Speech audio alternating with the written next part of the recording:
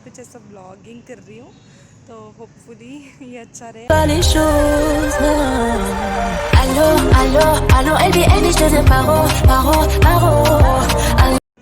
Hi everyone, welcome to my YouTube channel. So वैसे तो आप हमेशा मेरे चैनल पे आर्ट से रिलेटेड चीज़ें देखते हो, लेकिन आज कुछ नया देखोगे। लाइक आज मैं जा रही हूँ प्रयागराज महाकुंभ के लिए। मतलब ये एक सडन प्लान था। मतलब रात को हम 11:30 बजे डिसाइड किया कि हम जाएंगे और सुबह हम 6 बजे निकल गए।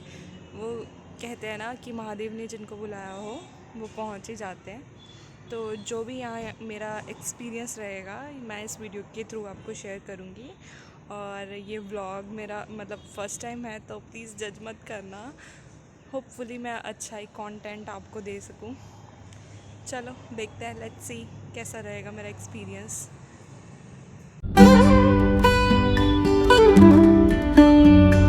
सो finally we have reached to Prayagraj.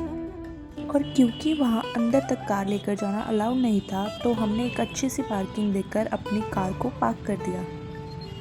Then वहाँ के लोकल से पूछने पर पता चला कि घाट तक पहुँचने के लिए हमें या तो वॉक कर जाना होगा और या फिर वहाँ पर बाइक रेंट की भी फैसिलिटी थी। अब बस क्या, फुल जोश में हम निकल पड़े बाइक्स पे। रास्ते में कुछ भीड़ दिखी, लेकिन ऑनेस्टली उस दिन इतनी नहीं दिखी जितना मैंने सुना था, और एक अलग ही वाइब थी। देन बाइक वाले भैया ने हमें एक स्पेसिफिक लोकेशन पर ड्रॉप कर दिया और बोला कि भाई यहाँ से आगे सिर्फ पैर चलेंगे, मतलब अब चलते बनो। और मैंने सोचा लो जी, जैसा यहाँ सुनकर आए थे कि बहुत ज़्यादा चलना होगा, बैंड तो अब बजेगी। लेकिन माँ गंगा की कृपा से सिर्फ 10-15 मिनट का वॉक इन था और हम पहुँच गए त्रिवेणी संगम घाट। तेरे कैलाशों का अंत न पाया, तेरे कैलाशों का अंत न पाया, अंत बेअंत तेरी माया। ओ बोले बाबा अंत बेअंत तेरी माया। शिव कैलाशों के वासी, धौली धारों के राजा, शंकर संकट हरना।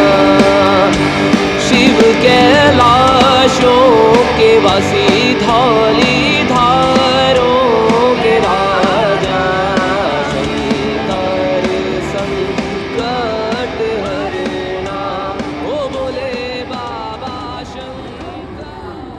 It felt like we were about to witness something truly divine. एक अलग ही एनर्जी थी इस जगह की।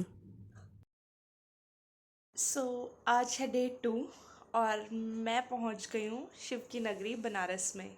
सीधा प्रयागराज से हमने प्लान किया कि हम बनारस जाएंगे और शिवरात्रि से 3 दिन पहले काशी विश्वनाथ जी के दर्शन करना। मतलब आई फील सो लकी कि मुझे ये मौका मिला। मुझे बनारस के बारे में इतना कुछ नहीं पता था और ना ही मैंने ये जगह इतनी एक्सप्लोर करी।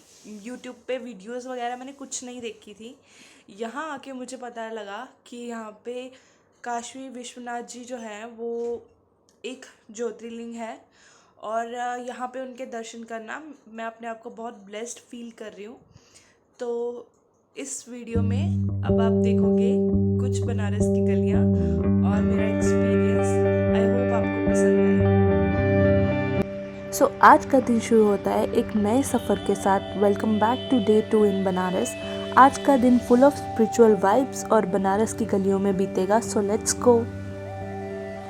सबसे पहले हम आए संकट मोचन हनुमान मंदिर। ये मंदिर बहुत ही पवित्र माना जाता है और कहा जाता है कि जो भी यहाँ सच्चे मन से आता है, बजरंग बली उसकी हर मनोकामना पूरी करते हैं।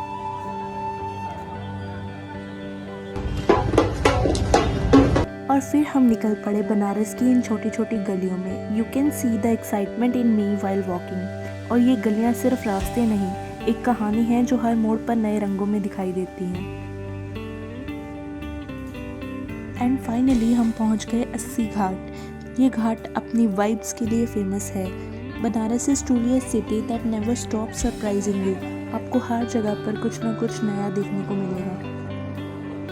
और फिर मेरी नज़र गई इन ब्यूटीफुल हैंडमेड पेंटिंग्स पर। इससे पता चलता है कि भगवान मेरे साथ हैं, क्योंकि अगर मेरे व्लॉग में आर्ट और पेंटिंग से रिलेटेड बात ना हो तो मेरा व्लॉग इनकम्प्लीट है।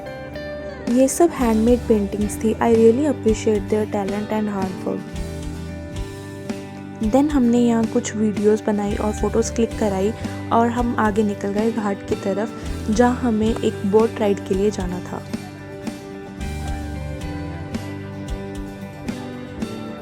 ये जगह बहुत ही मज़ेदार थी, क्योंकि इसके बाद यहाँ घाट से हम एक बोट में बैठकर जाने वाले थे, जो कि हमें यहाँ के सभी फेमस घाट के दर्शन करवाने वाली थी। तेरे कैलाशों का अंत न पाया, तेरे कैलाशों का अंत न पाया, अंत बेअंत तेरी माया, ओ बोले बाबा अंत बेअंत तेरी माया। शिव कैलाशों के वासी, धौली धारों के राजा, शंकर संकट हरे। फिर हम बैठ गए बोट पर अपनी सेफ्टी जैकेट्स के साथ। बोट पर बैठे और सामने दिख रहा था पूरा बनारस का एक और रूप। हर घाट की एक अपनी कहानी है, एक अलग हिस्ट्री है। ये जगह जितनी देखो उतनी कम लग रही थी।